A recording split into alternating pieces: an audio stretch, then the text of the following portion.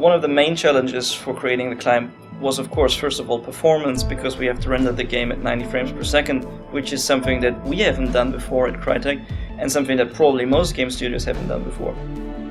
They first said 70 frames, and I thought, yeah, they're kidding. That cannot be true. They will say this, and in the end they will say, no, okay, it's fine, you might need to reach 50 or something, but they came up with, we have to reach 90. It's amazing we achieved, to be honest, because when you check previous titles, it's like, well, it's always struggling to get the 30 or the 60.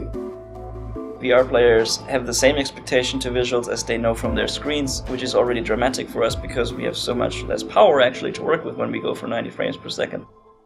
Now you have new challenges from a design perspective because you're using a lot more of the 3D space than what you previously had used. Fortunately for us, we have the CryEngine, which is well suited for this. In addition, we learned a lot about optimization. The size of each eye that we were rendering was a full screen size. Shadows, for example, initially we were rendering shadows for each eye. We need only to render from one eye, so that was a waste. The 90 frames killer is mostly the draw calls and not the triangles. That means we have to reduce the amount of individual objects. So normally in a 5 square meter area where you would have 100 of objects, we need to bring these objects together and make them 1, 2, 3 objects. As people can really lean forward to see all the details, you need to make sure that all the close-ups are in high detail. So you can't fake, you can't just place objects to make it feel lively. For example, when we look at what we're currently doing with our hands in the game, there's this extreme detail where every single stitch is hand modeled, and then there's this gigantic background against this, and it all is put to scale because you have the stitches there and you see the mountain there, and it's suddenly, wow, if that's so small and so detailed, the entire world must be so detailed.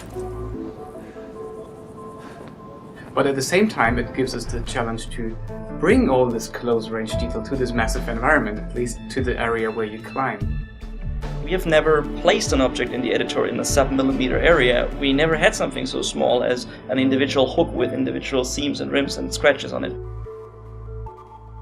Everybody in AAA production knows normal map baking as their typical go-to process to make something look great on a screen. So you take detailed information on a high-poly model and bake it into a map for an object. But unfortunately, in actual stereoscopic vision, that falls apart completely. You actually, in VR, see that something like that is really flat. It will actually look like something is made out of paper, like folded paper with painted on shadows and lights. So we need to use more geometry, and basically just reminding everybody when they show me a screenshot on their screens, like, okay, let's look at that in VR first, because it could look a lot less impressive than you think. We actually tried something in this production that we haven't tried before. So there's this new trendy photogrammetry thing where you take photos of an asset, load it on a server, and this is giving you back the geometry of the asset.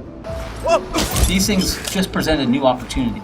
And because of this, a lot of great design, a lot of great engagement was created from these kind of challenges.